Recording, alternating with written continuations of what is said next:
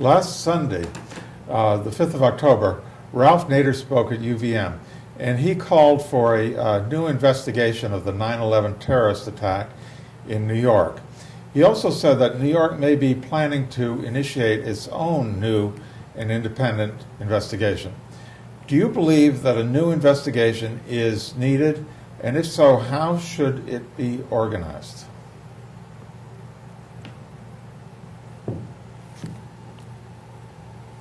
I'm waiting for Jane. Oh, okay. Well, yes, I do think there should be another investigation. I'm not sure how it should be organized. I really don't. I would have to think about that. But it is so obvious that this whole thing was organized somewhere close to home. And if you look back in history, almost every war we went into, starting the Spanish-American War with the Maine, there was a false flag. They call a false flag, which was just lying us into the war. We were lied into the First World War, the Lusitania, I think. Mm-hmm. They deliberately put American citizens on a British ship with weapons on it. And I think they tried a couple times, and finally it worked. And then in the Second World War, they really knew where the Japanese Navy was, the whole Navy, and they had, I think, the important people were no longer in Pearl Harbor when this happened. And also people say that, well, remember, we were attacked, our country was attacked, but at that time, Hawaii was not a state at that. It wasn't. It wasn't. It was just and a possession. So it wasn't our land. So that was a false flag, and I don't know what they used to get us into North Korea. They didn't even call it a war. They called it something else. There's some questions about who invaded who in that war. But and then of course, Vietnam was the phony Tonkin Gulf. The Tonkin Gulf situation that never happened at all. So to me, when those Twin Towers in New York were falling down, I just knew that we were going to go into war. It was going to be an excuse to go into war. And I don't really know who to pray to, because I don't know that I thought, oh my goodness, we should just tell the whole world we're sorry, because this is blowback for what we've done for centuries to people all around the world, including our own Native Americans. And I knew that it was going to be used. And since then, of course, it's become pretty obvious that it didn't happen as they say it did. I mean, people who were in the building heard the explosions before. And I don't know that certain people were not there, and the other building that went down probably had CIA material in it or something, the one that went down later. Building 7. Yeah, and I don't know. There's nothing we can do about that now, but I think it should be known. I mean, I think it should be investigated, just like it should be said that it allowed us to become war criminals again, or worse, war criminals afterwards. Do you think bin Laden had anything to do with it? Yeah, maybe. I think that I think it was pretty clear that, or I heard afterwards that foreign countries were telling us that these people were coming into the country and nobody paid any attention. They knew that people were in airports learning to fly planes, but they didn't care about getting down again.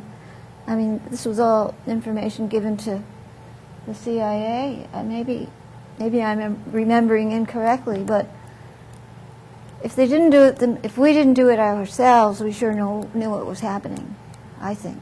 That's what I feel, and I think that needs to be investigated because it's so important. Well, you talked about a false flag operation. Perhaps our viewers don't know what a false flag operation is. That's like, for instance, when the Nazi Party, after Hitler was elected Führer in Germany in 1932, the Nazi Party burned down the Reichstag, the German Parliament, as a pretext for Hitler to take over dictatorial powers. They had their own Patriot Act and Homeland Security, and all these things were the result of the. And then they blamed the communists for burning down the parliament, and that was an excuse to invade Russia. But now historians, of course, know that it was the Nazis themselves who burned down the Parliament building at Hitler's direction. And this is a typical false flag operation. Another one was many people remember the Vietnam War, and now everyone has admitted, McNamara wrote a book about it, that there never was an attack in the Gulf of Tonkin on the American ships.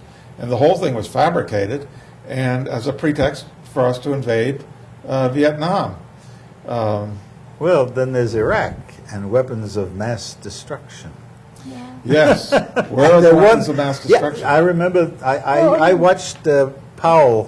Where are the babies that were supposed to have been thrown out of the Well, incubators that never existed in the first Amnesty- That's place? an important point. Yeah, Amnesty International, in a later issue of its annual report, apologized for accepting the story from an advertising operation, a Kuwaiti advertising operation that put that story out. We do it all. Make people afraid, tell them to panic, and they'll do anything. They're just, because, we got to trust our government, but it's not a trustable government. Where are those? I remember Powell saying, we know exactly where. They got these movable, and it was never there. It just wasn't there. He lied. He openly, clearly lied. And then when they stood up, I forget which representative, I thought it was Negroponte, but it might not have been, and said, if you vote for 241, we will need a second resolution before we can use military force. He just plain lied. Right? And we used it without a second resolution. And people have to understand that our government and the people that we elect and think are so fine just lie. Right? And they do it openly, and they don't care. We have never invaded a country that had nuclear weapons. And that makes the lie even more obvious in the case of Iraq. We would, if they had nuclear weapons, even tactical little weapons that could travel 120 miles, little ones, we would never have invaded Iraq. Never.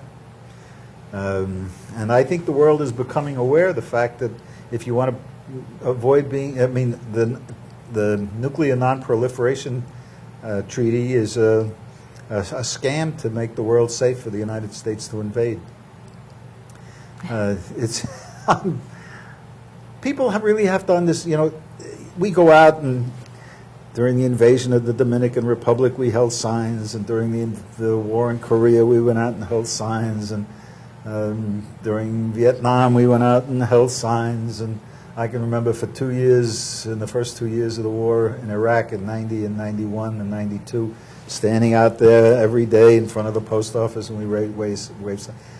That's not, war is not something that just happens because of good cause. It happens because the capitalist country haven't finished dividing up the world in the way that they want to divide up the markets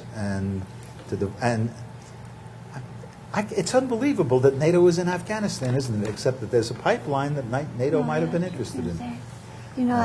It's just a boondoggle. We buy it all the time. And we're never really told the reasons why all this is happening.